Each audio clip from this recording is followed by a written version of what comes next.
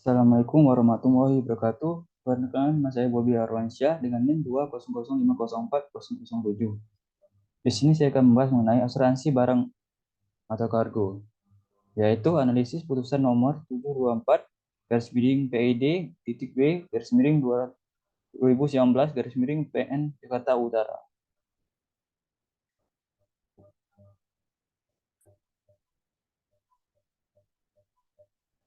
Yang pertama itu adalah identitas terdakwa.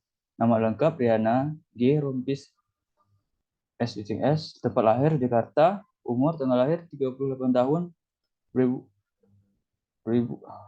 Agustus 1981, jenis kelamin perempuan, kewarganegaraan Indonesia, tempat tinggal KTP Jalan Suasembeda Barat 3 nomor 4 RT 08 RW 09 Kelurahan Kabun Bawang Tanjung Priuk Jakarta Utara. Alamat rumah Jalan Balcomi Grade 2 nomor 2 Camaya God Kelurahan Rancamaya Kecamatan Ciawi Kabupaten Bogor Jawa Barat.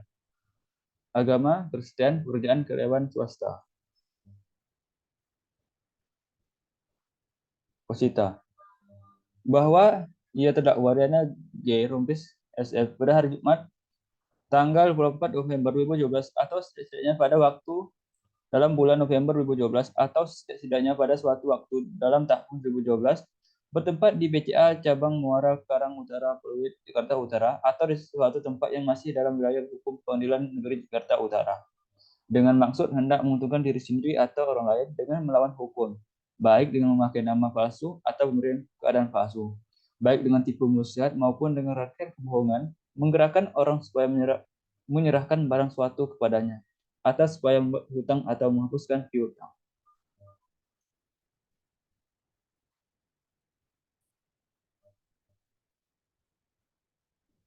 Bahwa awalnya saksi korban, Bung Antom, yang menjalankan usaha di bidang jual beli pasir untuk bangunan dengan nama usaha Civi Multi Alam Sukses.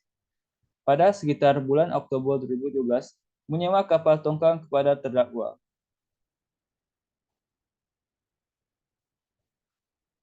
Bahwa akibat dari perbuatan terdakwa tersebut, maka saksi korban Bung Antom mengalami kerugian materi sebesar 340 juta rupiah.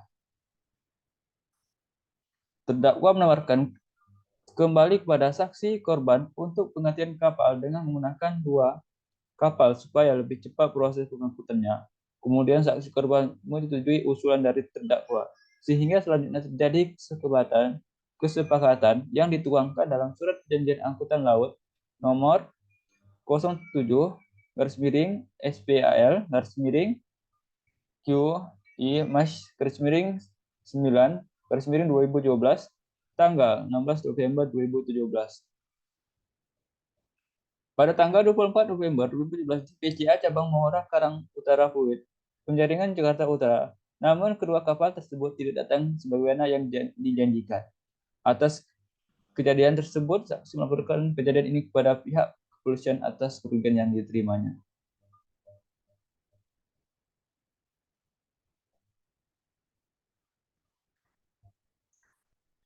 Dasar hukum.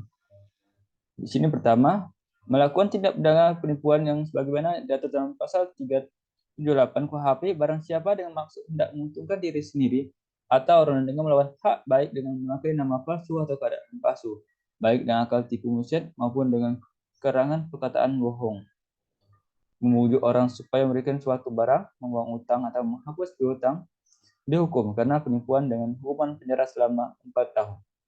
Yang pasal kedua 372 KUHP nyatakan bahwa seorang yang sengaja melawan hak suatu barang yang secara keseluruhan atau sebagian adalah milik orang lain dan barang tersebut adalah pada bukan karena tidak kejahatan maka akan dihukum karena sudah melakukan penggelapan dengan hukuman penjara maksimal 4 tahun atau denda maksimal 900 rupiah.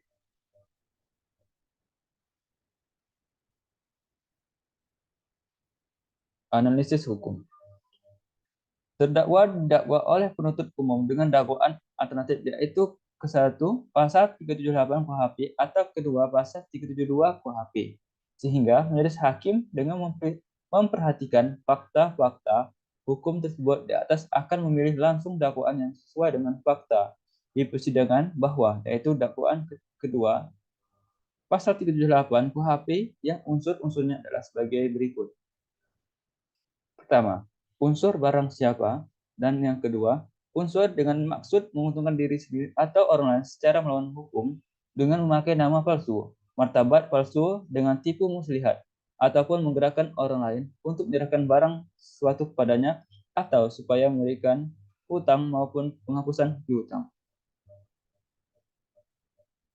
Mengadili, menyatakan terdakwa Riana G. Rombis SS terbukti secara sah dan meyakinkan bersalah melakukan tindak pidana penipuan.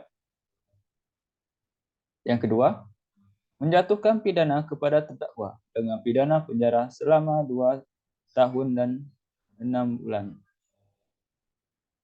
Yang ketiga, menetapkan masa penangkapan dan penahanan yang telah dijalani oleh terdakwa dikurangkan seluruh dari pidana yang dijatuhkan.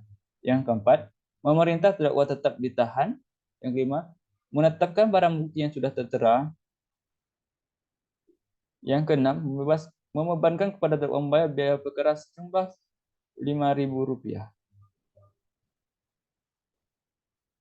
Penutup, di putusan dalam rapat musyawarah majelis hakim Pengadilan Negeri Jakarta Utara pada hari Kamis tanggal 20 Agustus 2019 oleh Tumpatuli Marbun SH MH sebagai hakim ketua, Indri Murni SH MH dan Aulalan Harianjaya SH MH masing-masing sebagai hakim anggota yang diucapkan dalam sidang terbuka untuk umum pada hari Senin tanggal 26 Agustus 2019 oleh hakim ketua dengan didampingi para hakim anggota tersebut, dibantu oleh Anita Purwita Sari SHMH, Panitera Pengganti pada Pengadilan Negeri Jakarta Utara, serta dihadiri oleh Doni Boy Faisal, penyahitan SH, penuntut umum dan terdakwa. Hanya itu yang bisa saya sampaikan saat ini. Dengan sekian, terima kasih. Wassalamualaikum warahmatullahi wabarakatuh.